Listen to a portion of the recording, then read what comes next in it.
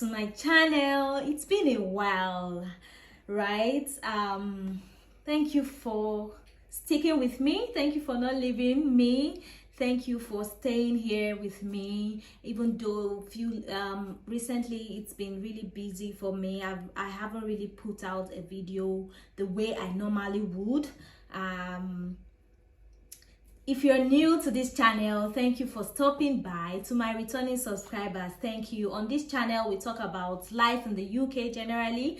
We talk about life as a student in the UK, as an international student. I talk about food. If these are topics you're interested in, please click on the subscribe button and also the notification bell so you get notified whenever I upload a new video. So today we're going to be talking about life in the UK. For those of you who have been following this channel, you know we recently relocated to the UK and it's been 4 months since we relocated to the UK. I feel comfortable talking about my experience so far.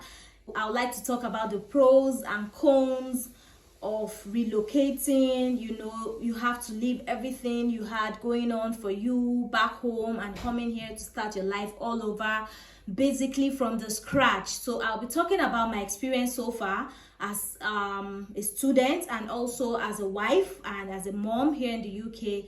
And if you're planning to come to the UK, you might find this relatable. You might find it helpful as well, you know, just to prepare your mind for what is to come.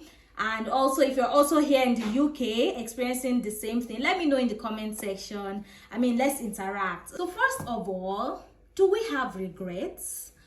Would we rather go back to Nigeria? Is it worth staying? Was it even worth coming at all in the first place? These are all the questions I'll be answering today. I mean, I'm the one asking myself these questions in my head, but I'll be answering these questions for myself.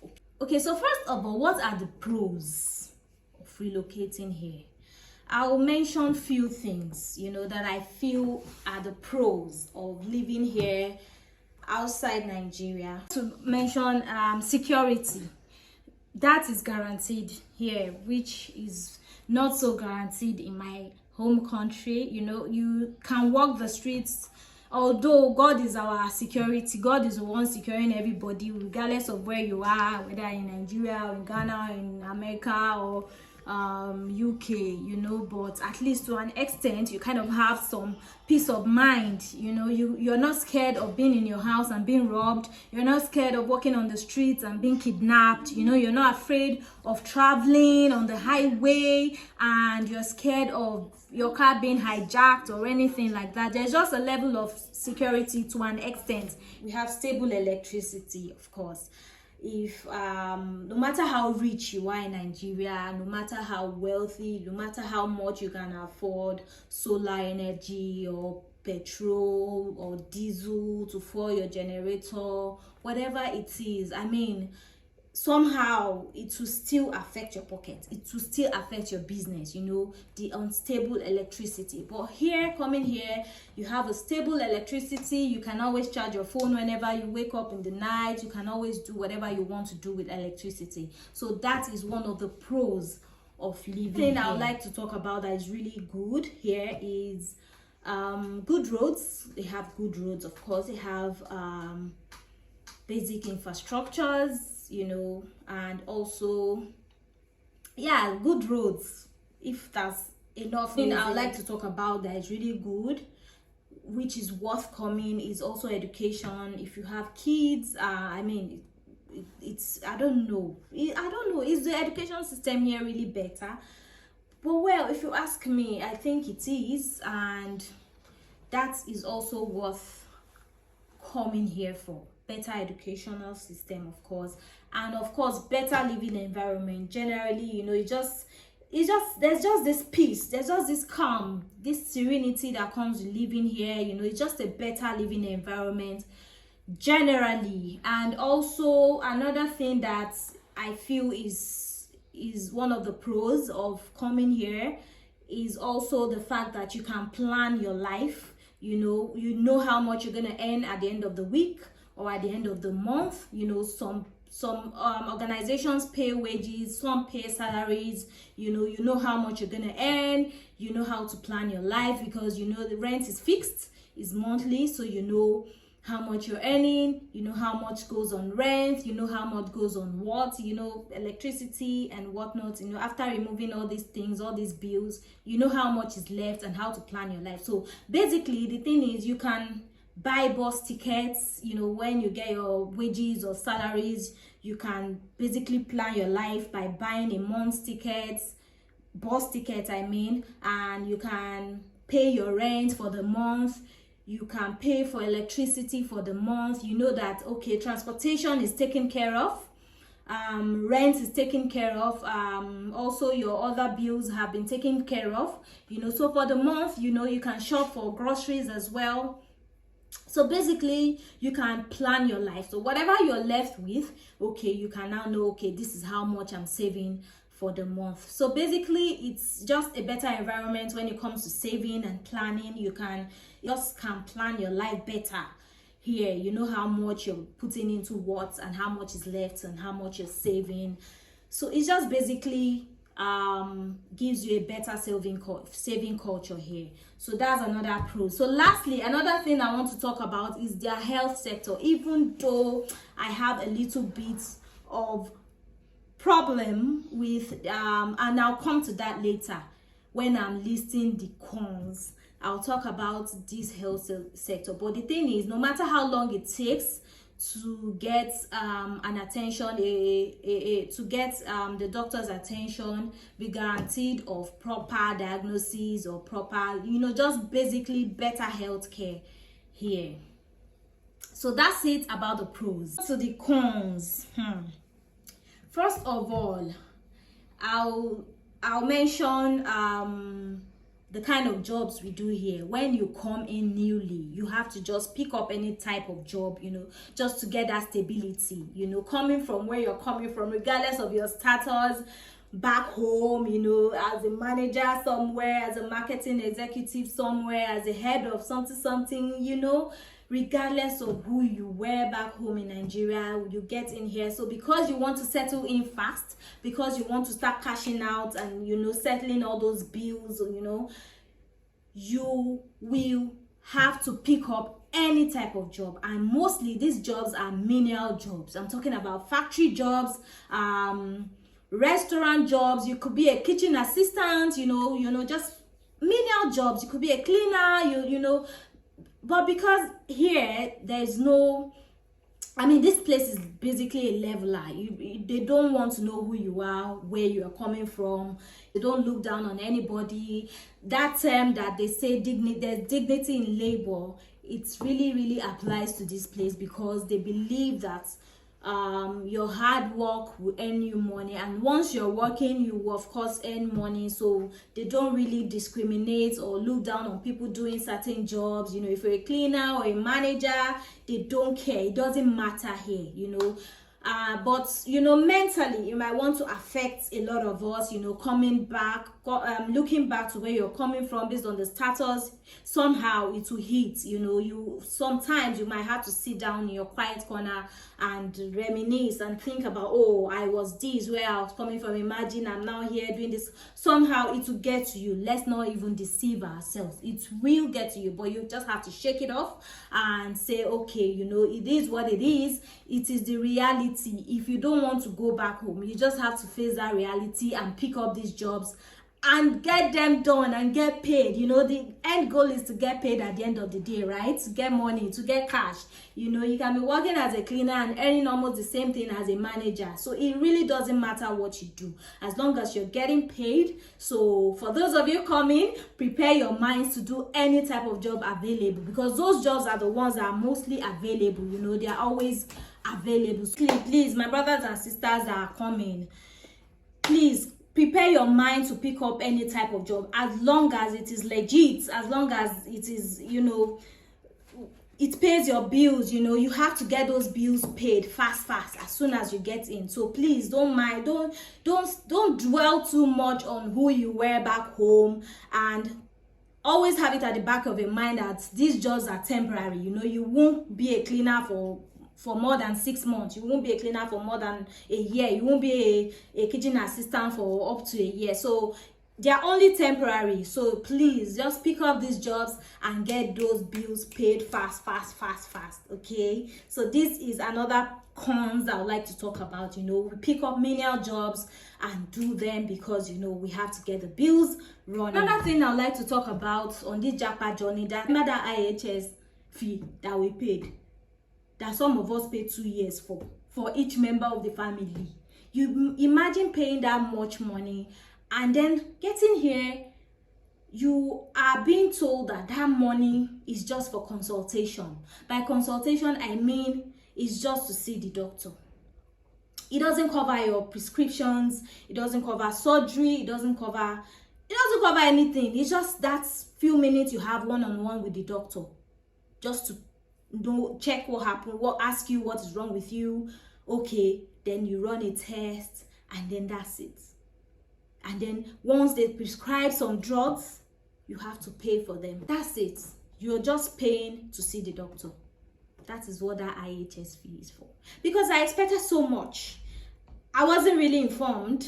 I don't know, because I expected that, okay, we're paying this much, then we should have access to, of course, good care to an extent. But on getting here, we realized that money is just for consultation. It's just to see the doctor, guys. So please, this is one of it. So if you are really coming here because of health, you feel okay that you're paying that much, and you have access to better health care, please prepare your money. You have to still have some money reserved for health, because the last time I was at the doctor's and I had to pay for prescriptions. These things are not free, even after paying that much. So please, these are one of the, I don't know whether to call it cons, but yes, this is it. Then another thing I noticed here is that once you have an ailment, you want to see the doctor, no matter how urgent it is, you have to book a date. You can't come in with your complaint today and see the doctor today. Unlike in Nigeria, that your money will speak for you. You have to come to the hospital. Once it's private, you go in, see your doctor, and then they diagnose, and then you get your prescriptions, and then you start getting your treatment. No, it's not the case here. Here, you have to come in, book. It's just as if when you have the ailment. So it's not, their consultation here is not for emergency, except for, of course, the emergency case that maybe it's ambulance that brought you in, or maybe you're in labor and you know that kind of thing, except if it's that bad. Even the doctors will ask you that, is it that bad? So one of the things I find really difficult here is the fact that, okay, you can't walk into a hospital and get consultation and get your treatments there and then. You have to book a date for another appointment to see the doctor, and then that appointment is when you now explain what is wrong with you to the doctor, which can be like in 4 days, or in fact the shortest I've seen is 4 days. It can be like a week or more, depending on the hospital and depending on how free they are there. So please, these are one of the things. You have to book ahead to consult with a doctor, which to me is not really nice. I don't know if it's the fact that they are short-staffed or it's just the process. I don't know, but I find it really awkward that, okay, you have something wrong with you, so you have to manage it till that time when you see the doctor. For me now, I had an ailment and I went to see the doctor. I had to consult first. I had to book a day to see the doctor, which was like after a week after picking that date. And then after then, I saw the doctor, and then I had to wait another 1 week again to get the test results. And then after then again, it just goes on and on and on and on like that. It's not a fast process at all. You can't just go into a hospital now and get your treatment and come out. No, it takes process. Imagine if you are dying. So that means you have to manage that thing for some time. So that is what I don't really like about this place. Another thing I find really difficult adjusting to is the weather. Although nobody can adjust to such weather, even the locals, even people that were born here still feel the weather sometimes. But it's just really something to do with, I feel it's really hard adjusting to the type of weather. So that is it about another cons. I'm not saying you shouldn't come because of that. I'm just saying prepare your mind, buy those jackets, buy enough jackets, buy enough socks, buy enough things that will warm you up, that will keep you warm, and prepared for the weather.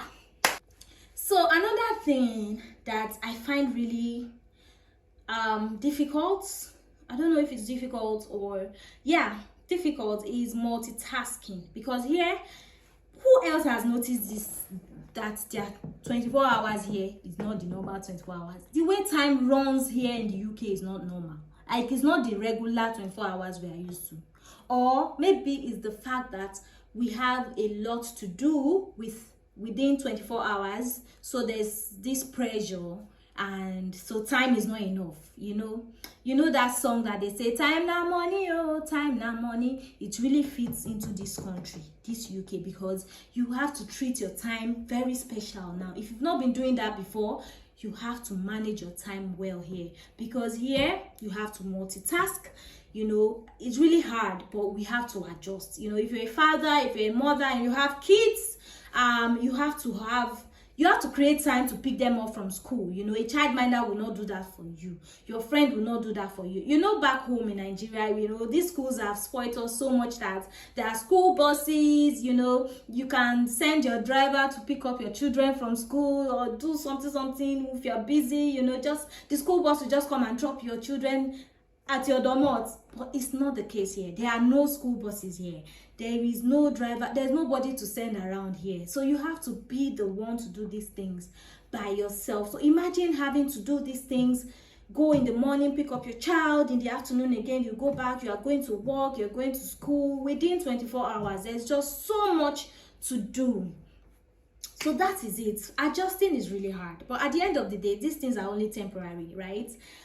It's really hard, multitasking. So as a father, if you've not been picking your children from school, please prepare your mind. Once you get here, especially if you're not the one schooling, you have to be the one doing these things. You have to drop your children in school. You have to pick them up. And here, they will teach you to manage your time well. You have to be very punctual here. If you've not been punctual, you have to learn it here, because they will teach you by force. 5 minutes, if you're 5 minutes or 10 minutes late from picking up your children in school, I hear what they do is they must have warned you once or twice. And if it continues that way, what they do is they call social security on you, and they'll hand once your child is running late in school, maybe they are the only ones left in school, they will call social security on you, and they'll hand your child over to social security, and they will call you irresponsible for abandoning your child in school. They don't want to know what you're doing. You're running late or doing anything. Once you're just 15,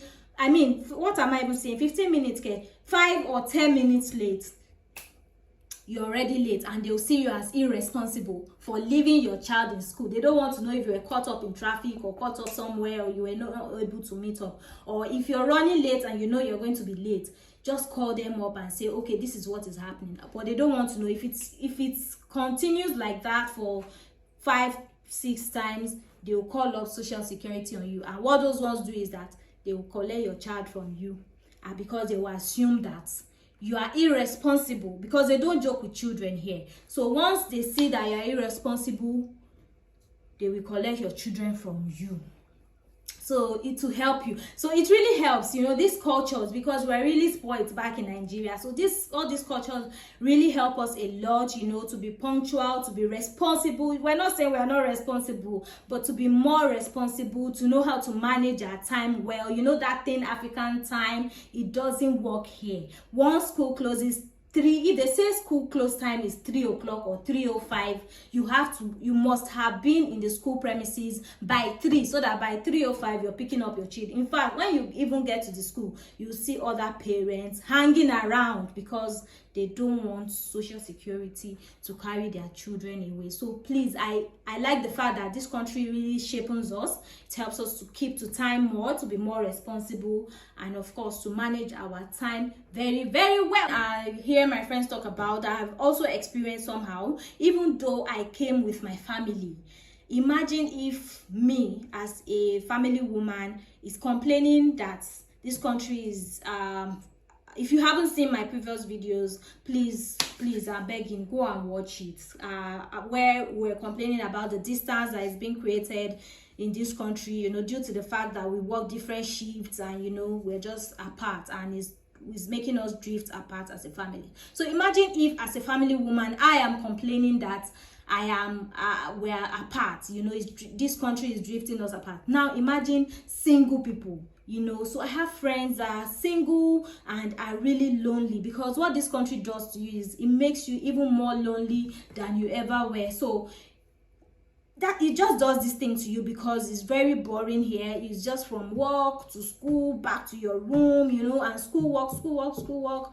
It's just a lot to deal with. It's just a lot to deal with mentally, you know. It's very lonely, it's very tiring, it's very stressful. But these things are very temporary, you know. These things are things that will eventually pass, and at the end of the day, we'll all look back and thank God that we're able to scale through. So it can be very lonely here, especially for singles, you know. Our level of this thing, tolerance it differs, you know. So I cannot imagine what they are going through as singles, if you know what I mean. Like a pro, I don't know if it's a pro, because I signed up for it.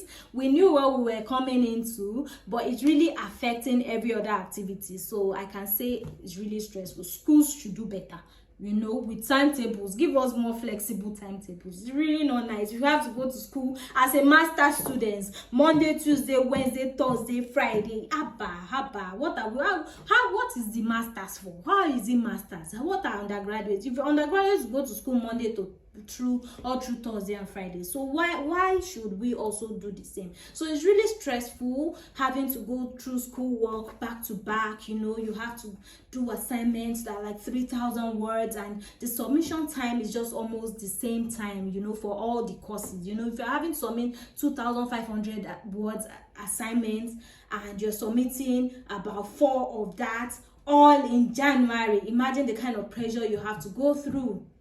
And you want to give your best. You don't want to do anyhow assignment, because at least you want to pass. Even if you don't get distinction, just pass, you know. Nobody wants to fail. So there's just this so much pressure on students, and I think schools should do better and give us lectures of once in a week, so that we can have time to do these assignments. So that's it. I know I signed up for these things. I shouldn't be complaining, but it's one of the things that are affecting our livelihood here. So if you're coming in and your school is a tedious type like mine, please prepare your mind. You have to know how to strike a balance between school work and other activities, just so that school doesn't suffer and work doesn't suffer as well. You know, some people don't even come to school at all they do is work. You know, no, it shouldn't be so. There should be a way to strike a balance between school and work. None of them should suffer. That's it. Those are the pros and cons. You know, it's very stressful, multitasking, having to deal with the weather, having to manage your time effectively, having to pick up menial jobs, which of course are temporary, having to just adjust basically with the new culture, you know, new lifestyle, which is different from where we are coming from, because there's a lot to learn in this country and unlearn. You know, where we are coming from, there's a lot of gra, you know. I think it will really help us. This culture here will really help us, because there are some habits we brought from where we are coming from that we come here and discover that they're not civil. You know, you don't just do things, you don't jump queues, you know, you have to follow things right. And the pros, which of course we have better living environment, good roads, good schools, you know, standard of living is good. We just have it here easy. It's sane. It's just sane. There's just this serene that comes with it. You know, it's quiet.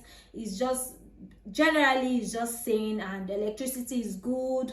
You know, so we can't really say the pros outweigh the cons, and we can't say the cons outweigh the pros. You know, just pick whatever you feel you want to achieve, what that thing that is bringing you here, and stick to it. Let that be your driving force. Let that be your motivation. If it's your kids, if you're making the sacrifice for them, just keep looking at their faces every morning and keep going. Just keep pushing, because at the end of the day, I was looking at my some people graduating in my school last week, and I was like, God, when? Because I just got here, I was like, God, when? Because I can't wait for this whole thing to be over. To be honest with you, the whole school thing, at least without school, we know that, okay, one of the stress is out of it, and we'll focus on other things, and I was like, God, when? But they also paid the price. They've been through all this process, all this stress before getting there. They've also paid their dues. They've gone through all these hurdles, and they were able to cross at the end of the day. So I also have to wait for my own time, and also look back, and of course thank God for helping me pull through. So if you're in that same shoe, if you're depressed, if you're wondering, oh God, why did I come, just remember that reason that brought you here in the first place, that thing that made you leave Nigeria and say, okay, I want to go pursue a better life, and stick to it. Just keep yourself going. Don't be discouraged. A lot of things will discourage you in this country. Trust me, a lot of things will discourage you, that will make you go to your closet and cry and say, God, what even brought me here? But just look at the positives. Look at the positive side and keep going. Just keep pushing till the end. He who fights last fights best. So if you're coming in January or in February, I just want to tell you it's worth it, and it's going to be rough in the beginning, but trust me, you cope. That Niger spirit in us, we can't give up. It's going to be rough. I won't even lie to you, because you're picking up jobs that you feel are beneath you. But here, there's no job that is really beneath anybody. This place is a leveler. It will level everybody. So please, just prepare your mind for the worst, and also prepare your mind for the best. Okay, this place will give you the positives and the negatives. It depends on what you want to hold on to. If you decide to hold on to the negatives, so be it. If you decide to hold on to the positives and see the light at the end of the tunnel. Why am I sounding like a motivational speaker now? But the whole bottom line is that it's worth coming, and you're not going to regret it if you endure till the end. So with this said, I hope I have made sense, and I hope I've been able to help someone out there, encourage somebody. If you're planning to come, please keep pushing. It's going to be worth it at the end of the day. So till I see you in my next video, please take care, and bye-bye.